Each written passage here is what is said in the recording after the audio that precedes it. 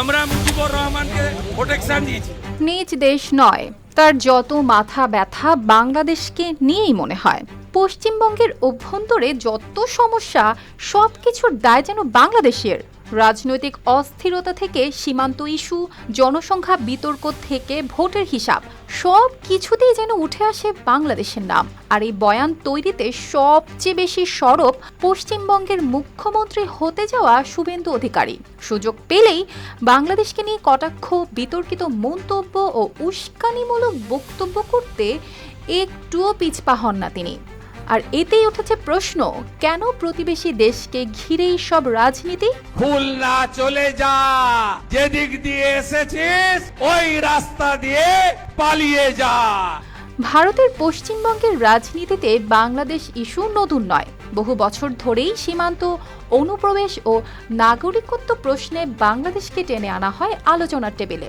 সাম্প্রতিক সময়ে শুভেন্দু অধিকারীর বক্তব্য নিয়ে সেই বিতর্ক আরও বেড়েছে। বিভিন্ন রাজনৈতিক সভা সমাবেশে তিনি দাবি করেছেন, বাংলাদেশ থেকে অবৈধ অনুপ্রবেশ পশ্চিমবঙ্গের জনসংখ্যার ভারসাম্য নাকি বদলে দিচ্ছে। এমনকি রাজ্যের আইন শৃঙ্খলা পরিস্থিতি ও ভোট রাজনীতির সঙ্গেও জড়িয়েছেন বাংলাদেশের নাম। বাংলাদেশি মুসলিম অনুপ্রবেশকারী নোয়াখালী চলে যা। কখনো তিনি বলেছেন পশ্চিমবঙ্গে তৈরি হয়েছে বাংলাদেশি ভোট ব্যাংক। 72 ঘন্টা ময়েশ্চার লক সমৃদ্ধ লিলি বডিওয়াশ শিয়া বাটারের গুডনেস স্কিন রিপেয়ার করে রাখে সফট ও গ্লোয়িং। আবার কখনো সীমান্তবর্তী এলাকাগুলোর কথায় সামনে এনেছেন বাংলাদেশ প্রসঙ্গ। রাজনৈতিক বিশ্লেষকদের মতে এসব বক্তব্য মূলত বিজেপির দীর্ঘদিনের রাজনৈতিক কৌশলের অংশ, যেখানে সীমান্ত ও ধর্মীয় আবেগকে ব্যবহার করে ভোটারদের প্রভাবিত করার চেষ্টা করা হয়। সবচেয়ে বেশি সমালোচনা হয় কলকাতায় বাংলাদেশ ডেপুটি হাই কমিশনের সামনে দেওয়া তার এক বক্তব্য নিয়ে। সেখানে বাংলাদেশকে উদ্দেশ্য করে কড়া ভাষায় মন্তব্য করেন শুভেন্দু অধিকারী। তিনি বলেন, গাজায় যেভাবে শিক্ষা দেওয়া হয়েছে বাংলাদেশকেও সেভাবে শিক্ষা দেওয়া উচিত। এই বক্তব্য ছড়িয়ে পড়তেই সামাজিক যোগাযোগ মাধ্যমে শুরু হয় তীব্র প্রতিক্রিয়া।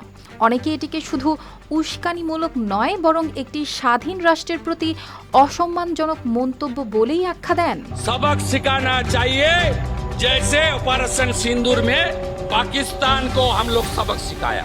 এমনকি বাংলাদেশের ধর্মীয় রাজনৈতিক দলগুলো রক্ষা পায়নি তার অশোভন মন্তব্য থেকে।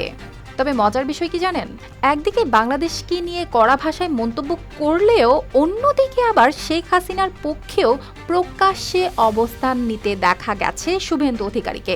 2024 সালে বাংলাদেশের রাজনৈতিক পরিবর্তনের পরেও তিনি শেখ হাসিনাকে বাংলাদেশের বৈধ প্রধানমন্ত্রী বলে মন্তব্য করেন।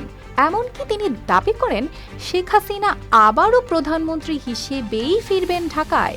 হাসিনা ওয়াজেদ প্রধানমন্ত্রী হিসেবে নামবেন। সমালোচকদের অভিযোগ, নিজেদের রাজ্যের বাস্তব সমস্যাগুলো থেকে দৃষ্টি সরাতেই বারবার বাংলাদেশ ইস্যুর সামনে আনেন শুভেন্দু। কারণ পশ্চিমবঙ্গে রাজনৈতিক সহিংসতা, বেকারত্ব, দুর্নীতি ও প্রশাসনিক নানা বিতর্ক নিয়ে প্রায় চাপের মুখে পড়তে হয় রাজনৈতিক দলগুলোকে।